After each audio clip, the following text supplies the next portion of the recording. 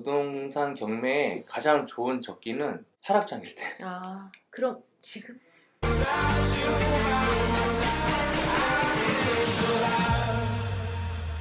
경매 시장도 그 적기라는 게 있나요? 저는 있다라고 생각을 해요. 부동산 경매에 가장 좋은 적기는 하락장일 때. 아, 그럼 지금? 법원 가면 사람 많이 와요. 음, 그러니까 작년 8월, 9월, 10월, 11월 이럴 때는 진짜 사람 없었거든요. 그래서 교육생들한테 서울에 있는 아파트 무조건 다 그냥 입찰해라. 최저가라도 그냥 기계적으로 입찰 계속. 사람이 없으니까. 지금이다. 부동산 시장을 알아보는 척도가 경매라고 하거든요. 법원에 사람이 없으면 부동산 시장이 안 좋은 거고, 경매에 사람이 바글바글 되면 이제 지금 부동산 시장이 되게 좋은 거고. 근데 이제 경매하시는 분들, 이제 투자자 입장에서는 차라리 하락장에서 경매로 더 싸게 살 수 있으니까. 그리고 좀 상승기에 그거 팔고 나오면 되잖아요. 그 보면 유찰 말씀하셨잖아요. 네, 유찰되는 것도 많고 낙찰 후에 취하도 많이 된다 그러더라고요. 맞아요. 네, 대표님도 혹시 낙찰 받은 물건이 취하돼 본 경험이 있으세요? 저는 없는데 그 저희 교육생이 이제 한 번 있었어요. 인천에 이제 아파트를 낙찰 받았는데 따님이 이제 이 경매에 넘어간 거 얘기도 안 하고 나중에 한 거예요. 그 부랴부랴 전화해가지고 협의를 해서 이거 취하시켜달라. 낙찰자의 동의가 필요해요. 그게 이제 소정의 이제 금액으로 이제 협의를 해서 이제 그거를 이제 취하를 했죠. 생각을 해보면 그분도 이제 임장 하루 받고 그다음에 법원에 이제 입찰을 하러 갔잖아요. 이틀 가서 500 번 거예요. 그럼 혹시 이 물건은 취하될 것 같다라는 그런 걸 알아볼 수 있는 선별할 팁도 있을까요? 이 아파트가 감정이 5억에 잡혔는데 채권 총액, 은행이 됐든 개인 채권자들 이제 돈 받을 사람들이 총 금액이 한 2억밖에 안 돼. 그러면 이 부동산은 5억이라는 어떤 가치가 있는 건데 갚을 돈은 2억만 있으면 돼. 그러면 소유자 입장에서는 이걸 굳이 경매로 날릴 이유가 없잖아요. 이거를 내가 금매라도 팔고 빚을 갚는 게 나니까 감정가보다 채권 금액이 적으면 취하될 가능성이 굉장히 높죠. 그리고 이제 뭐 경매 신청자가 배당을 이제 못 받는 경우도 있어요. 내 돈 받으려고 경매를 넣었는데 누가 낙찰을 받고 앞에 권리자들이 돈을 다 가져가니까 자기는 돈을 하나도 못 가져가요. 그게 무잉여라고 해서 취소가 돼요. 경매 신청을 한 이유가 돈 받으려고 하는 건데 돈을 못 받으면 그게 이제 의미가 없는 거니까 그런 경우가 있어서 경매 신청한 사람이 배당을 받는지 안 받는지 이제 그런 것도 보면 이게 취소가 될 수도 있겠구나 아니면 취소 안 되겠네 뭐 이렇게 좀 따져볼 수도 있고 그 다음에 이제 변경이라고 채권자가 기일 변경을 하는 경우가 있어요. 채무를 좀 변제하려고 노력을 계속 하고 있는 시그널도 될 수 있으니까 그런 것도 이제 취하가 될 가능성도 있겠죠. 제가 대표님 책을 봤어요. 그래요? 경매를 저는 어려워하는 부분이 명도라고 생각했는데 네. 대표님이 책에서 가장 쉬운 게 명도다라고 쓰여 있는 부분이 있더라고요. 네. 네. 어떻게 접근을 해야 명도가 가장 쉬울 수 있을까요? 근데 그냥 단순히 생각하면 법원에서 해준다. 그렇게 생각하면 되게 편해요. 인도명령이라는 제도가 있기 때문에 정 안 되면 그냥 법원에 신청하면 돼요. 근데 물론 이제 그게 돈이 더 들어갈 수도 있고 그게 뭐 최선은 아닌데 명도는 일단은 제일 좋은 거는 만나서 대화로 하고 줄 거 주고 받을 거 받고 결국에는 거기 계신 분은 원하는 건 뭐냐면 돈이에요. 이사비. 그거를 이제 어차피 협의를 해서 서로 갭이 있을 수 있잖아요. 이 사람이 이만큼 받고 싶은데 나는 이만큼 주고 싶어. 그거를 계속 절충하는 과정에서 물론 뭐 이런저런 말도 나오겠지만 좋은 얘기도 안 나오겠지만 그것도 다 경험이잖아요. 그게 이제 쌓이면 이제 자기 스타일대로 되게 좀 유두리 있게 막 좀 세련되게 막 해요. 그래서 명도는 저는 이제 너무 스트레스 받지 않았으면 좋겠고 어차피 경매는 정 안 되면 법원에서 해준다. 그냥 그렇게 생각하면 예.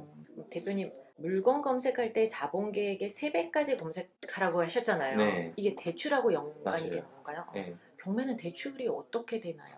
경락자금 대출도 결국에는 주담대 대출하고 똑같아요.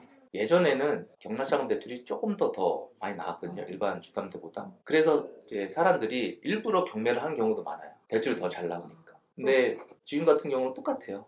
예. 똑같아요. DSR 적용 똑같이 받고 다 똑같아요. 근데 경락자금 대출은 1금융은 거의 취급을 안 해요. 대부분 2금융에서 많이 하죠. 새마을금고, 농협, 수협, 신협. 제 이제 교육생들한테는 꼭 얘기를 하는 게 사전에 미리 대출을 확인하고 입찰해라 라고 해요. 지금 미납한 사건들 가끔 보면 저 금액에 왜 미납을 했을까? 뭐 낙찰도 잘 받은 것 같은데 권리상 문제도 없고 나올 수 있는 거는 대출 자금 계획이 틀어진 거죠. 지금 같은 경우는 무조건 확인하고 내 소득 그 다음에 내 기대출 뭐 이런 것들을 다 확인해서 어느 정도 나온다. 그러고 나서 이제 입찰을 하는 게 훨씬 더 안전하죠. 경매가 부동산 규제가 좀 더 비교적 자유롭다고 하셨는데 이런 부분은 어떤 부분일까요? 재작년만 해도 거의 다 전국이 다 규제 지역이었는데 그렇게 되면 일반 매매로 내가 어떤 아파트를 취득을 했을 때 자금 조달 계획서를 써야 됐었어요. 근데 경매는 그걸 안 썼답니다. 그리고 경매 같은 경우는 내가 낙찰을 받으면 등기부가 되게 깨끗해져요. 싹 다 정리가 돼요. 다 소멸이 되는 네, 깨끗해집니다. 토지 거래 허가제도 뚫을 수 있고. 공동 투자를 할 때 주의할 점은 뭐가 있을까요? 장단점이 있는데 제가 공동투자를 좀 몇 번 해봤거든요. 근데 했던 이유는 딱 하나예요. 돈이 없으니까. 공동투자를 하려면 내가 아는 만큼 이 사람도 알아야 돼요.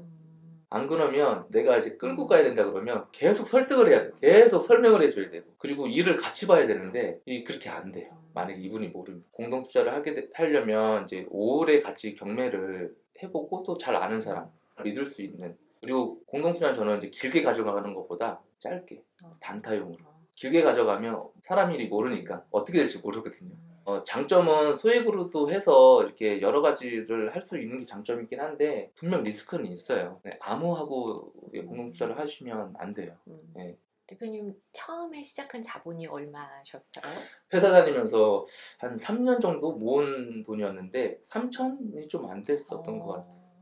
그걸로 처음에 낙찰 받으신 건 어떤 거예요? 저 오래된 빌라 한 20년 넘은 빌라였어요. 그래서 그때는 대출도 잘 됐거든요. 지금하고 다르게 1,000만 원 좀 넘게 들어갔는데 이자 빼고 35만 원 정도가 통장에 계속 그러니까 너무 괜찮잖아요. 그게 1년이면 얼마예요? 그래도 한 4,500 되는데 회사에서 연봉 4,500 올리려면 얼마나 힘들어요. 2년만 내가 월세도 한 1,000만 원 되겠구나. 야 이런 거 몇 개만 하면 금방 부자 되겠는데 막 진짜 그런 생각을 했는데 그게 이제 대출이 계속 무한대로 나오는 것도 아니고 그걸로 이제 처음에 시작을 하고 보증금이라 받은 걸로 또 다른 물건도 하고 일단은 경험을 하고 싶으니까 그래 이거면 할 수 있겠다 싶어서 이제 시작을 한 거죠. 그럼 17년부터 경매하셨으면 지금 횟수로 7년 차시잖아요. 네. 에피소드가 되게 많을 것 같아요. 많죠. 네, 많죠. 유튜브나 이런 데서 보면 되게 자극적인 것도 많잖아요. 뭐, 문 싣는 분들이 막 나와가지고 하는데 저는 그런 것까지는 아니고 예전에 연희동에 있는 빌라를 낙찰 받았는데 조금 안타까운 사연인데 소유자분이 손이 좀 불편하세요. 이게 손이 좀 이렇게 여기서 좀 절단되셨는데 그 집이 경매로 넘어갔는데 이 집을 살 때 어떤 돈이었냐면 아들 사망보험금으로 이 집을 산 거예요. 그리고 이제 사기를 당해서 이 집이 이제 경매로 넘어간 거죠. 그러니까 이제 사실 되게 어려운 상황이에요. 그래서 그분 같은 경우는 명도비를 더 드렸고 이사하는 날 이삿짐 같이 날랐어요. 그 분이 기억이 많이 남죠. 경매 진짜 다양한 일을 겪을 것 같다는 생각이 들어요. 근데 반대로 그냥 젠틀하게 그냥 바로 나가시는 분들도 있고 그래서 명도 처음부터 겁먹을 필요가 없는 거예요. 누구를 만날지 몰라요. 그럼 마지막으로 경매를 시작하는 분들이 대표님한테 컨설팅을 받는다면 이것만은 알고 시작하라고 조언해 주실 수 있는 부분이 있을까요? 내가 투자금을 다 모아놓고 시작하려면 벌써 늦어요. 그리고 꾸준히 했으면 좋겠어요. 꾸준히. 경매는 저보다 더 일찍 하신 분들도 정말 많아요. 근데 그분들 다시 와서 다시 공부하세요. 그러면 이제 여쭤보면 그때 낙찰 하나 받고 안 했던 거예요. 저는 경매로 돈 버는 분들은 어떤 분들이냐면 그냥 계속 경매 그 안에 있는 사람들. 어떤 투자도 마찬가지겠지만 한 방을 원한다? 그거는 좀 쉽지 않은 것 같아요. 조급하게 생각하지 마시고 어차피 부동산 투자라는 게 긴 호흡으로 가는 거잖아요. 마라톤 하듯이 1년, 2년 안에 무슨 승부를 낸다? 쉽지 않아요. 꾸준히 1년에 내가 낙찰 하나만 받아도 괜찮거든요. 내가 회사를 다니면서 본업이 있으면서 그 하나를 받으면 그것도 괜찮아요. 그거 하나 받아서 뭐 이것저것 처리하는데 시간 다 갈 거예요. 그것도 1년 막 연차가 쌓이고 하다 보면 이 경매가 본업보다 더 많은 수익이나 이런 것들이 올 시점이 분명히 와요. 그때 고민하면 돼요.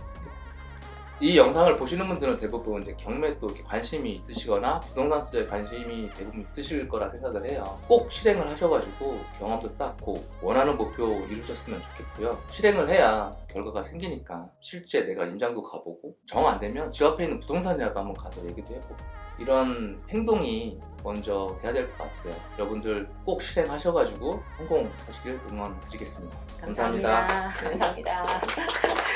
수고하셨습니다.